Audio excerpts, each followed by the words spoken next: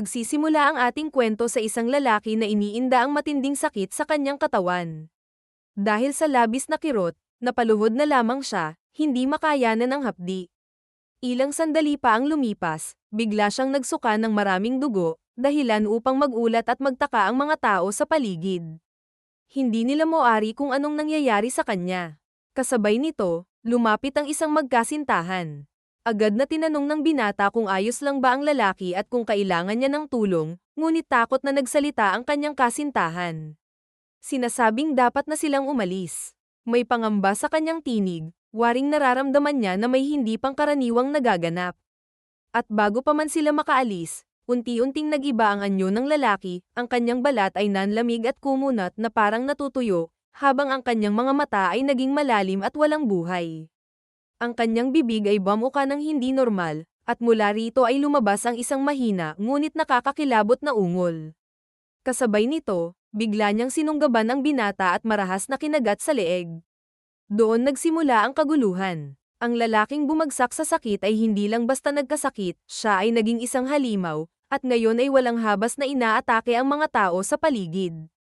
Sa gitna ng kaguluhan, biglang nag-vibrate ang mga cellphone ng mga tao, kasabay ng paglitaw ng isang emergency alert na nagpapaliwanag. Babala mula sa Central Disaster and Safety Headquarters, isang bagong outbreak ng hindi pa matukoy na sakit ang mabilis na kumakalat sa Capital Region. Pinapayuhan ang lahat na manatili sa loob ng inyong mga tahanan at umiwas sa sinumang nagpapakita ng kakaibang sintomas. Kasabay nito, makikita ang mabilis na pagtakbo ng mga tao, desperadong nagtatangkang iligtas ang kanilang sarili mula sa napakaraming zombie na humahabol sa kanila. Sa gitna ng kaguluhan, sunod-sunod na putok ng baril ang umalingawngaw, mga bala na tumatama sa mga zombie upang nakaligtas ang mga tao. Upang mapanatili ang kaligtasan ng mga natitirang buhay, nagtayo ang gobyerno ng isang safety zone, isang napakalaking pader na gawa sa pinagpatong-patong na shipping containers, matibay ngunit pansamantalang solusyon laban sa lumalalang banta. Ngunit sa kabila ng proteksyong hatid ng pader, isang mas matinding tanong ang bumabalot sa isipan ng lahat.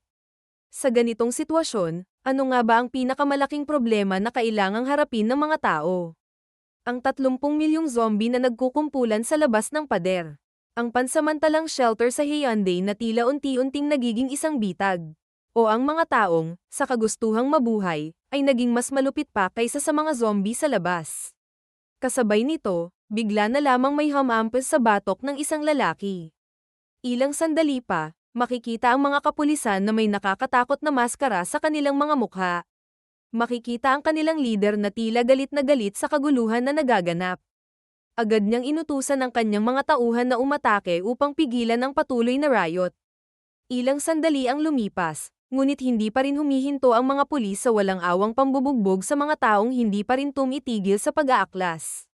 Samantala, sa kabilang banda, makikita ang isang magarbong pagdiriwang, isang matinding kontradiksyon sa nangyayari. Kaya muling ipinaliwanag, baka ang tunay na problema ay ang tiwaling gobyerno na itinuturing ang kanilang mamamayan na parang mga daga.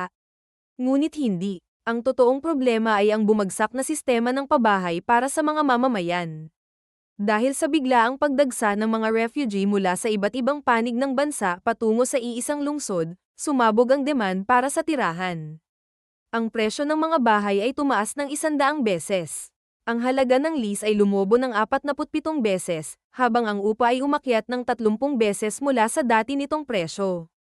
Para sa mga walang matirahan, parehong impyerno ang naghihintay, ang zombie-infested na lugar sa labas ng pader, o ang gutom at lamig na sumasalot sa loob ng mga kampo ng mga refugee.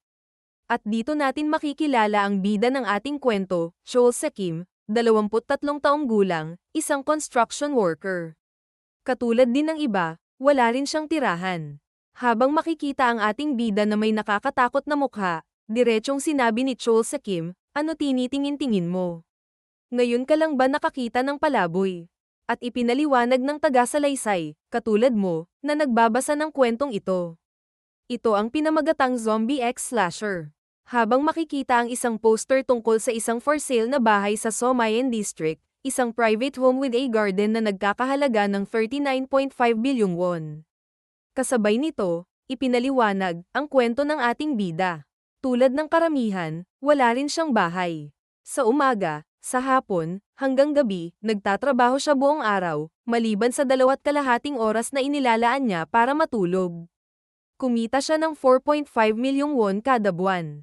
Kung hindi siya gagastos ni isang sentimo mula sa kanyang sahod, aabutin siya ng 731 taon para makaipon ng 39.5 bilyong won. Dahil dito, napabulong si Chol sa Kim, malinaw naman na hindi ko kailanman mabibili ang isang bahay sa patas na paraan. Kasabay nito, napabuntong hininga siya, agad na hinubad ang kanyang suot na jacket at walang pag-aalinlangang nagsalita, kung ganun, ang tanging natitirang pagpipilian ay yun lang. Sa harap niya, makikita ang isang napakalaking billboard.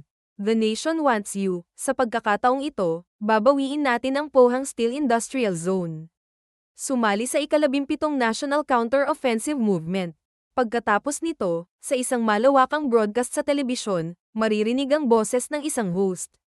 Oo, ikaw na nanonood ng programang ito. Gutom ka na ba? Napapagod ka na bang mamuhay sa lansangan? Galit ka ba sa mga zombie dahil sila ang dahilan ng lahat ng kaguluhang ito? Kung ganun, may solusyon ako para sa'yo, ang National Counter-Offensive Movement. Suportahan ang adhikain sa pamamagitan ng pagpatay ng mga zombie. Mga minamahal kong kababayan, hindi natin hahayaang sirain ng mga zombie ang ating buhay. Patayin ang mga zombie sa labas ng pader, dalhin ang ebidensya ng iyong pagpatay, at babayaran ka namin ng 5 milyong won kada ulo. Ang oportunidad ng iyong buhay, naghihintay sa labas ng pader.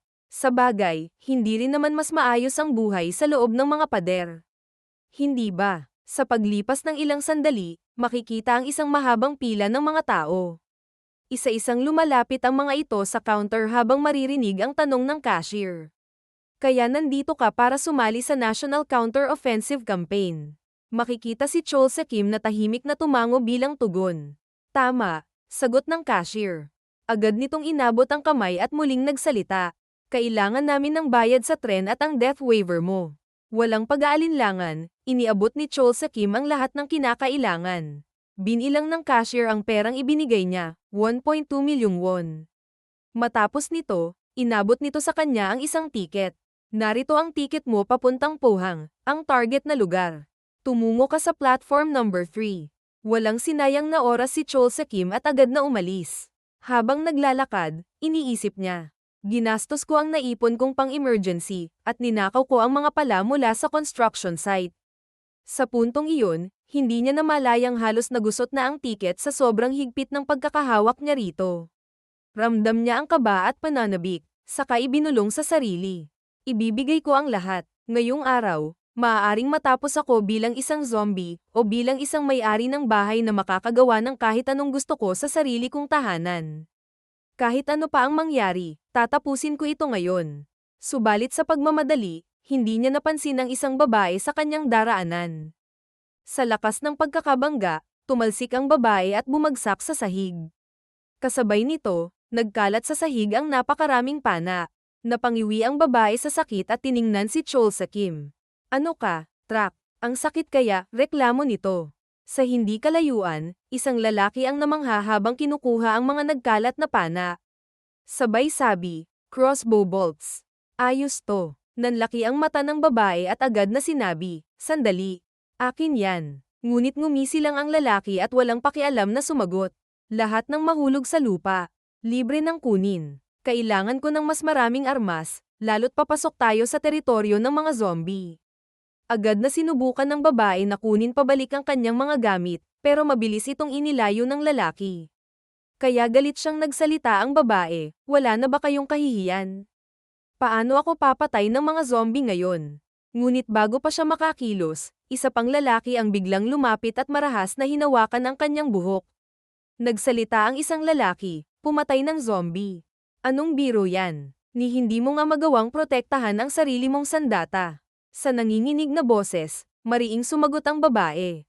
Hindi. Alam mo kung ano. Ngunit hindi na niya natapos ang sasabihin nang biglang hilahin siya ng lalaki, kasabay ng malamig nitong tinig. Mas bagay kang aipakin sa mga zombie. Ano sa tingin mo? Napangiwi sa sakit ang babae habang nagpupumiglas. Bitawan mo ako, sigaw niya. Ngunit bago pa lumala ang sitwasyon, isang kamay ang biglang mahigpit na pumihil sa braso ng lalaki. Nang tingnan ng lalaki kung sino ang pumihil sa kanya, nakita niya ang malamig na ekspresyon ni Chol Sekim, walang bahid ng takot sa kanyang mga mata. Sa inis, nagsalita ang lalaki, "Ano ka? Isang knight in shining armor." Habang patuloy pa rin ang babae sa pagmamakaawang bitawan siya. Sa sandaling iyon, biglang binitawan ni Chol Sekim ang kamay ng lalaki. Napangisi na lang ito at sinabing, "What a joke." Ngunit hindi niya napansin ang mabilis na paparating na pag-atake. Sa isang iglap, isang malakas na sampal ang pinakawalan ni Chol Sekim. Sa lakas nito, halos tumalsik ang lalaki mula sa kinatatayuan niya. Diretsong sinabi ni Chol Sekim, "Hindi ako makakapag-focus sa mga zombie kung may mga kagaya ninyong pumapatay ng tao imbes na mga halimaw. Dito na nagtatapos para sayo." Sa nasaksihan, hindi halos makapagsalita ang babae sa gulat. Habang pinupulot ni Chol Sekim ang crossbow, narinig niya ang pasasalamat ng babae. Ngunit sumagot siya ng walang pakialam. "Huwag mo akong pasalamatan. Naisip ko lang na magandang magkaroon ng ranged weapon. Hindi ko kailanman kayang bumili ng isa, pero mukhang maswerte ako ngayon." Dahil dito, hindi maiwasan ng babae ang malito sa mga sinabi ng ating bida. Samantala, napatingin si Chol Sekim sa isa pang kasamahan ng lalaking pinatumba niya. Nang magtama ang kanilang mga mata, kitang-kita ang takot sa mukha ng lalaki.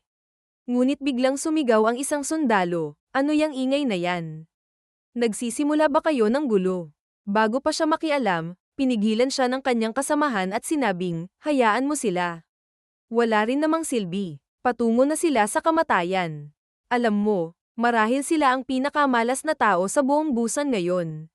Wala ka nang magagawa ngayon." Habang nakatingin ang sundalo sa mga pasaherong sumasakay sa tren, kasama na ang ating mga bida, idinagdag pa ng sundalo. "Tingnan mo kung gaano sila ka-excited. Ang buong operasyong ito ay isa lang paraan para bawasan ang populasyon at wala silang kaalam-alam." Mga hangal. Kasabay nito, kumilos na ang tren, patungo sa kanilang destinasyon. Ilang oras ang lumipas nang marating nila ang Pohang Station.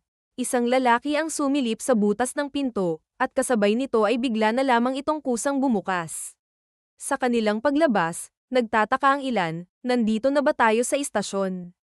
Nasaan ang mga zombie? Saan pumunta ang lahat ng sundalo? Anong gagawin natin dito?" Habang ang iba ay abala sa kanilang mga tanong, si Chol Sekim ay tila walang pakialam, nakatayo lamang at tinitingnan ang paligid. Samantalang ang babae ay pilit na kinuha ang crossbow mula sa kanya, marahil para maghanda sa anuman ang maaaring mangyari. Biglang isang malakas na tunog mula sa radyo ang kanilang maririnig, at nagsalita, "Magkaroon ng inyong atensyon sa lahat ng kalahok sa ika-17 National Counter-Offensive Movement." Agad na tumugon ang ilan, "Ano yan, loudspeaker? Baka nagbibiro lang sila." Ang mga zombie ay naaakit sa ingay. Kasabay nito, muling nagsalita ang boses mula sa radyo at nagpatuloy, "Maraming salamat sa pagpunta ninyo dito. Gaya ng alam ninyo, ang densidad ng populasyon sa Busan ay nasa kritikal na antas, kaya't napagpasyahan naming bawasan ang populasyon upang makamit ang angkop na antas ng lupa kada tao. Kaya, bago pa magtuloy-tuloy, isang malakas na tunog ang lumabas mula sa radyo, at ang mga tao ay napagtakip ng kanilang mga tainga dahil sa lakas ng tunog. Halos mapadapa sila dahil sa matinding sakit na dulot ng tunog. Habang ang ibang tao ay naguguluhan, narinig ang isang matandang lalaki na nagtanong, "Anong nangyayari?" Subalit, sa harap ng matandang lalaki, isang nakakatakot na tanawin ang tumambad sa kanyang mata. Sa sandaling iyon, lumitaw ang napakaraming nagutom na zombie, lahat ay patungo sa kanila. Kasabay nito, muling nagsalita ang boses sa radyo. "Ang Busan at ang pambansang pamahalaan ay kailanman hindi malilimutan ang inyong sakripisyo. Dahil dito ay isang ganap na kaguluhan ang magaganap." Ang matandang lalaki, galit na galit, ay sumigaw sa driver ng tren, "Patayin mo ang speaker. Inaakit mo lang ang mga zombie." Ngunit hindi na siya pinansin ng driver. Sa halip, mabilis nitong tinanggal ang bakal na nakakabit sa shipang container at biglang pinatakbo ang tren, iniwan silang lahat, kaya nadapa ang matanda sa kanyang paghabol sa tren, napaluha habang desperadong sinabi, "Bakit nyo ginagawa to sa amin?" Sa hindi inaasahang saglit, isang zombie ang biglang umatake sa kanya. Samantala, ang ibang mga container naman ay nagsikap na isara ang pinto, tinutulak at sinisipa ang isang lalaking nakaharang. Ngunit biglang natigilan ng isa sa kanila, may isang anino na dahan-daang lumalapit sa kanya. Sa isang iglap, nagimbal silang lahat nang makitang isang zombie na pala ang nakapasok.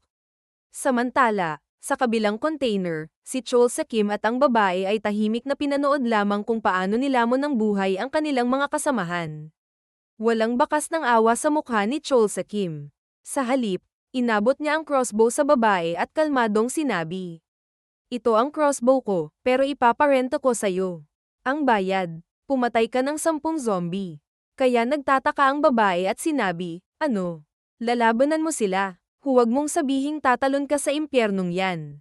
Ngunit diretsong sumagot si Chol sa Kim, kailangan ko ng 7,900. Mas lalong nalito ang babae sa sagot niya. Ngunit bago pa niya matanong ulit, inihanda na ni Chol sa Kim ang kanyang sarili. Kinuha niya ang kanyang armas, isang pala, at matapang na humakbang patungo sa paparating na halimaw. Sa unang sagupaan, isang malakas na tunog ang umalingaw-ngaw, ang tunog ng dugo na nagkalat sa paligid. Nagbigay ng matinding pansin sa iba pang mga gutom na nilalang. Nang sandaling iyon, makikita na may isa ng zombie na pinatumba si Chol sa Kim. Kasabay nito, kalmadong nagsalita si Chol sa Kim, sobrang dami pa ng zombie na kailangang patayin ngayong gabi. Dahil dito, nagtakbuhan ang mga zombie upang umatake kay Chol sa Kim. Agad niyang hinugot ang pala at sinalubong ang mga kalaban.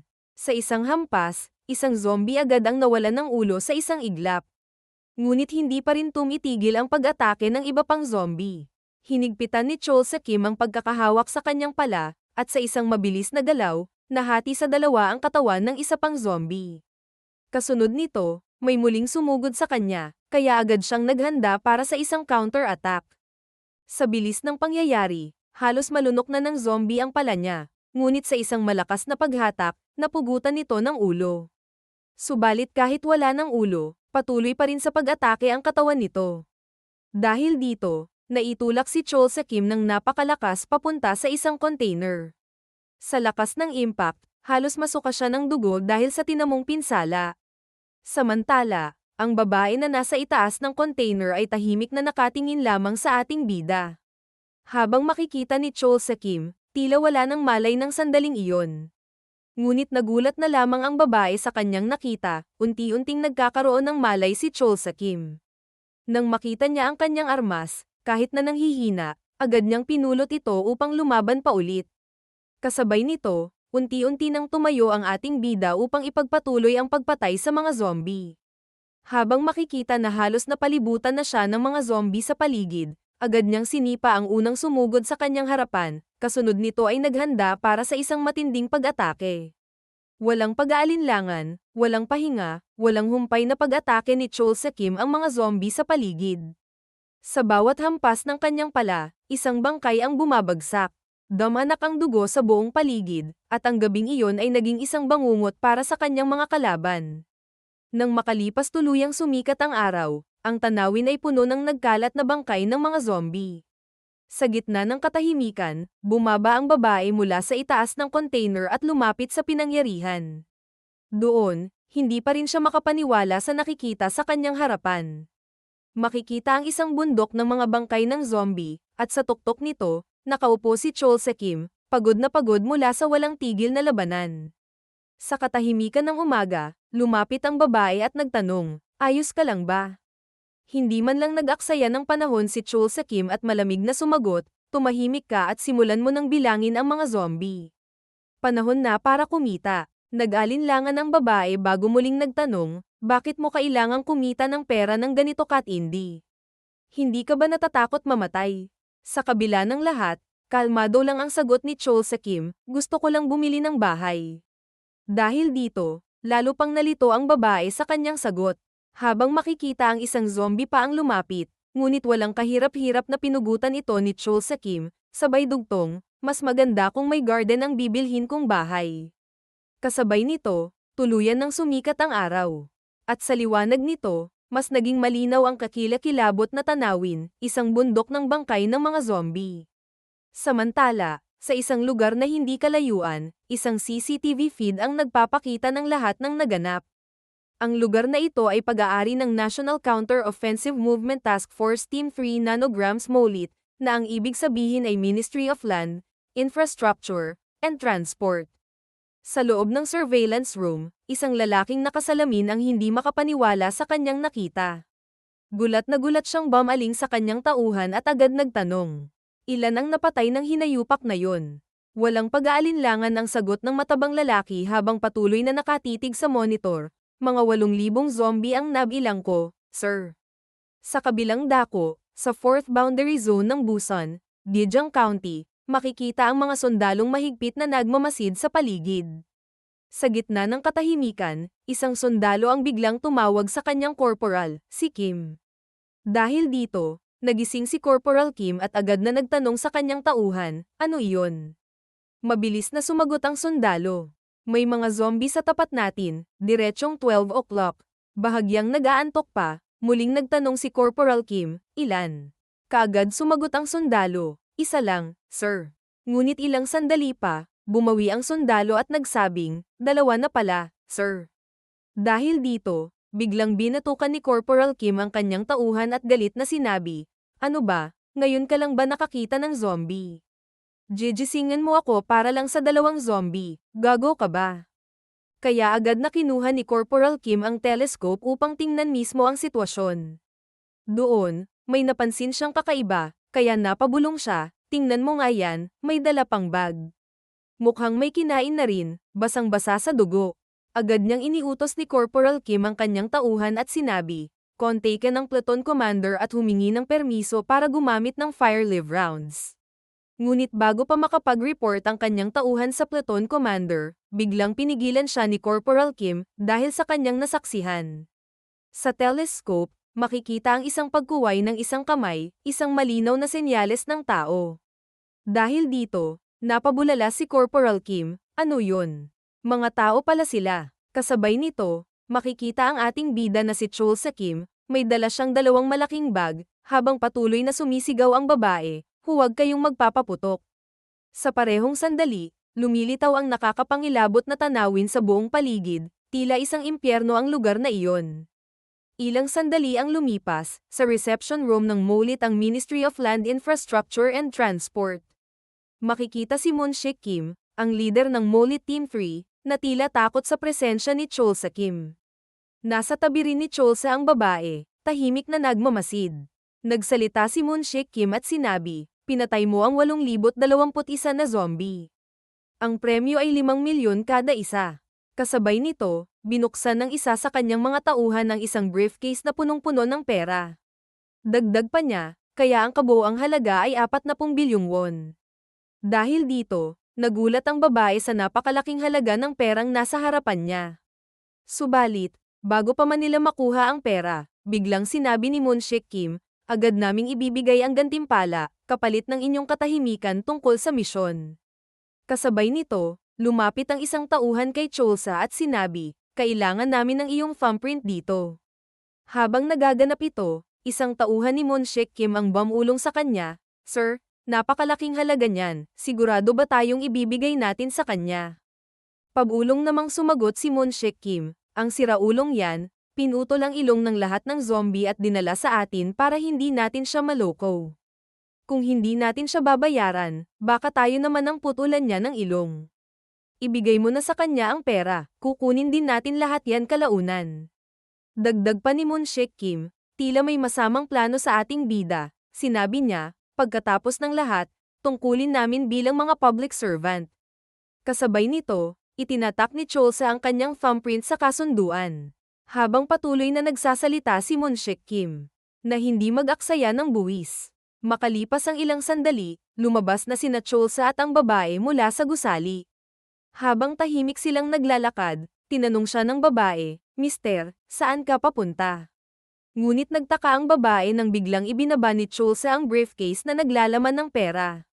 Kasabay nito, kumuha siya ng ilang salapi mula rito. Kasabay nito, iniabot ni Chol Sa ang pera sa babae at sinabi, yan ang 30 milyong won, bawas na ang renta sa paggamit mo sa crossbow ko. Kaya tapos na tayo. Dito, lalo pang nagtaka ang babae. Ngunit sinabi ni Chol Sa, tigilan mo na akong sundan. Agad na lumayo si Cholsa, ngunit tinawag siya ng babae at sinabing, "Bibili ka ng bahay, di ba? Kapag may nahanap ka na, imbitahan mo ako. Magdadala ako ng housewarming gift." Makalipas ang ilang araw, ipinaliwanag ng tagapagsalaysay, sa halagang 39.5 bilyong won, nakabili ng bahay ang ating bida. Isang munting bahay na may garden na malapit sa Sosan District ng Busan. Habang makikita ang matandang lalaki na kasama si Cholsa, natatawa itong nagsabi, "Sa'yo na yan, bahay mo na." Dito, binuksan ni Cholsa ang gate ng kanyang bagong bahay. Pagpasok, tahimik niyang pinagmasdan ang paligid habang lumalapit sa pinto. At sinabi ng tagapagsalaysay, at siya ay namuhay ng masaya habang buhay. Pero hindi ba't masyadong boring yun para sa isang kwento? Ngunit nagtaka si Cholsa nang may matapakan niya ang isang karayom sa sahig. Ngunit agad siyang nagtaka nang may lumabas na itim na dugo mula rito. Dito niya naalala ang mga nangyari sa Molit reception, ang mga putol na ilong at ang sako ng mga pala. Ang mga gamit na natalsikan ng dugo ng zombie ay isang malaking banta sa seguridad. Ngunit sa sandaling iyon, ramdam na niya ang pagkalat ng virus sa kanyang katawan. Dahan-daang bumalat ang malamig na pakiramdam. Hindi na niya ito mapigilan. At doon, nagsimulang tumakbo sa kanyang isipan ang isang tanong. Sino ang may kagagawan nito? Sa sandaling iyon, biglang bumalik sa isipan ni Cholsa ang isang alaala. Habang tinatawag siya ng kanyang nakakatandang kapatid, sinabi nito, "Alam kong napahiwalay tayo kay mama at papa noong evacuation, pero naniniwala pa rin akong buhay sila." Dito, makikita si Cholsa na tahimik at seryosong nakikinig sa kanyang kuya. Dinagdag pa nito, "Kaya bibili ako ng bahay." Nagtaka si Cholsa at agad na nagtanong tungkol sa sinasabi nitong bahay. Ngumiti ang kanyang kuya at sumagot, "Bibili tayo ng bahay na may garden, at ilalagay natin ang nameplate natin sa harapan ng pintuan." Doon napaisip si Cholsa, huling sinabi ng kanyang kapatid. Sa ganitong paraan, matatagpuan tayo ni na mama at papa. Nang sandaling iyon, makikita si Moon Shik Kim sa labas ng bahay ni Cholsa, kasama ang napakaraming kapulisan na mahigpit na nagbabantay. Gamit ang megaphone, nagsalita si Moon Shik Kim. "Naririnig mo ba ako? Ako'y nakikipag-usap sa natitirang survivor mula sa 17th National Counter-Offensive Operation. O dapat ko bang sabihin, sa ngayon ay isang infected na si Cholsa Kim." Mula sa gilid, ang kanyang tauhan ay nagsabi, "Sir, hindi ko sigurado kung tama ang ginagawa natin. Paano kung magwala siya? At saka, hindi naman natin kailangang gawin ito sa mismong araw ng kanyang paglipat." Pakiramdam ko'y sobrang walang awa ito. Ngunit malamig na sumagot si Moon Shik Kim. "Makinig ka, kapag kumalat ang balita na may isang nakaligtas mula sa National Counter-Offensive Operation, siguradong gagalaw ang slashers para kunin siya. Bukod pa riyan, sino ba ang may pakialam kung magwala siya?" Pagkatapos, muling nagsalita si Moon Shik Kim gamit ang megaphone. Ayon sa Zombie Prevention Act, Paragraph 3 Nanograms Article 1, si Cholsa Kim ay tatapusin dahil sa impeksyon. Dagdag pa rito, ayon sa Paragraph 7 Nanograms Article 3, lahat ng kanyang ari-arian ay kukumpiskahin. Kaya agad na binuksan ni Cholsa ang kanyang pinto. Makikita na tila hinahabol niya ang kanyang paghinga habang kumakalat ang virus sa kanyang mga kamay. Kaya naman nagsalita si Moon Shik Kim, "Napakaganda." Tiyak na nahawaan na siya. Kasabay nito, nagsalita si Cholsa. Una, ang mga zombie. Pagkatapos, kahirapan. At ngayon, pati gobyerno. Subalit, biglang sumingit si Moon Shik Kim, "Nahihirapan ka bang magsalita, Mr. Zombie?" Habang mabilis na kumakalat ang impeksyon sa katawan ni Cholsa. Galit niyang sinabi, "Ang tanging gusto ko lang ay isang bahay. Bakit parang may problema ang buong mundo doon? Gusto ko lang ng tahanan na pwedeng hintayin ang pamilya ko. Ano bang problema niyo sa akin?" Samantala, sa Aqua City, Hyundai. Habang maririnig ang tunog ng pagbuhos ng tubig, makikita ang isang babae na abala sa kanyang paliligo. Biglang may kumatok sa kanyang pinto at sinabi, "Ma'am, dumating na po ang kliyente." Sumagot ang babae habang patuloy sa paliligo, "Sabihin mong maghintay siya. Lalabas na ako." Agad namang sumunod ang kanyang secretary at sinabi, "Yes, ma'am." Sa lobby, makikitang hindi mapakali ang kliyente sa kanyang kinauupuan. Ilang sandali pa, biglang bumukas ang isang pinto. Isang babae ang lumabas mula sa banyo, tila tapos na sa kanyang paliligo. Nagulat ang kliyente sa kanyang nakita habang dahan-dahan itong naglakad patungo sa kanya. Ang babaeng ito ay nakasama ni Chulce sa isang zombie operation. Ngumiti siya sa kanyang kliyente at sinabi, "Pasensya na sa paghihintay." Pinakilala siya bilang si Jaeyoung Choi, ang direktor ng slasher company ng Choi and Jang. Muling nagtanong si Jaeyoung Choi, "Ang reservation mo ay para saan?" Agad na sumagot ang kanyang secretary, siya si Mr. Mayong Ho-jong, "Ma'am." Kasabay nito, naupo si Jaeyoung Choi sa tabi ng kliyente at sinabi, "So, Mr. Jong, ano ang pakay mo sa aking kumpanya?" Agad namang sumagot si Mayong Ho-jong. "Sinabi sa akin na kaya ninyong kumuha ng mga bagay mula sa mga lugar na may zombie." Ngumiti si Jaeyoung Choi, "I see. Oo, nasa tamang lugar ka. Ito ang Choi and Jang, at kami ang espesyalista sa iba't ibang bagay na may kaugnayan sa mga zombie, tulad ng paglilinis ng mga lugar na puno ng zombie o pagkuha ng mga bagay at tao. Mayroon din kaming mga slasher na eksperto sa pagpatay ng zombie."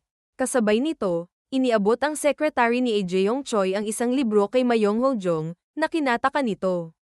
Agad niyang tiningnan ang laman ng libro, ngunit laking gulat niya nang makita ang presyo ng kanilang serbisyo, umaabot ng bilyon-bilyon. Naisip ni Mayong Ho-jong, napakamahal nito. Kaya naman nagsalita si Jaeyoung Choi, "Nagbabago ang presyo depende sa lokasyon at sa laki ng bagay na nais mong ipakuha. Halimbawa, mas mahal kung ipapakuha mo ang isang 450 pound na steel safe mula sa isang malaking lungsod na punong-puno ng zombie." Dito, naunawaan na ni Mayong Ho-jong ang lahat. Kaya sinabi niya, "Hindi ako naabisuhan tungkol sa presyo ninyo. Sa ngayon, mayroon lang akong 100 milyong won." Nang marinig ito, natigilan si Jaeyoung Choi sa pag-inom ng kanyang kape. Agad niyang tinawag ang kanyang sekretarya na si Park at galit na sinabi, "Bakit ko sinasayang ang oras ko sa taong ito?" Agad niyang inutusan si Secretary Park, "Ihagis niyo siya palabas." Dahil dito, agad na nagpaliwanag si Mayong Ho-jong, "Sandali. Ang bagay na ipapakuha ko ay nagkakahalaga ng higit sa 50 bilyong won. Bumili ako noon ng cryptocurrency para sa kasiyahan bago ang zombie infestation. Sa loob ng ilang taon, ang halaga nito ay lumobo ng 1,000 beses habang ang dolyar at won ay bumagsak. Ibibigay ko sa inyo ang bahagi ng kita pagkatapos kong maibenta ang cryptocurrency kung makukuha ninyo ang hard drive na naglalaman nito." Biglang nagbago ang ekspresyon ni Jaeyoung Choi at ngumiti, "Ganoon ba?" Muling nagsalita si Mayong Ho-jong, "Pero ang mga slasher ninyo ay sobrang mahal. Mayroon ba kayong mas mura?" Ngumiti si Jaeyoung Choi, "Mas mura ba ang gusto mo? May isang bagong recruit na interesado ako. Susubukan kong kontakin siya." Nagtaka si Mayong Ho-jong tungkol sa sinasabing recruit. Makalipas ang ilang sandali, matapos ang kanilang pag-uusap, ibinigay ni Mayong Ho-jong ang kanyang calling card at sinabi, "Siguraduhin mong makuha ang bagay na iyon. Nakasalalay ito sa inyo." Nang makaalis na si Mayong Ho-jong sa opisina, nagsalita si Secretary Park, "Hindi ko alam na may bago tayong recruit. May nahir ka ba noong counter-offensive operation, ma'am?" Sumagot si Jaeyoung Choi, "Hindi ko pa siya tuluyang na-hire. Pero malapit na. Kaya lalabas ako. Ihanda mo ang lahat habang nagpapalit ako ng damit. Tawagan mo si Song Soo-ha para maging bodyguard ko. Wala siyang assignment ngayon, di ba?" Sumagot si Secretary Park at sinabi, "Wala po, ma'am." Matapos marinig ng lahat sa industriya kung paano niya binugbog ang kanyang kliyente, wala na siyang trabaho. Kasabay nito, may isa pang utos si Jaeyoung Choi na kinataka ni Secretary Park. Kaya sinabi ni Jaeyoung Choi, "Kailangan ko ng isang pack ng toilet rolls bilang housewarming gift."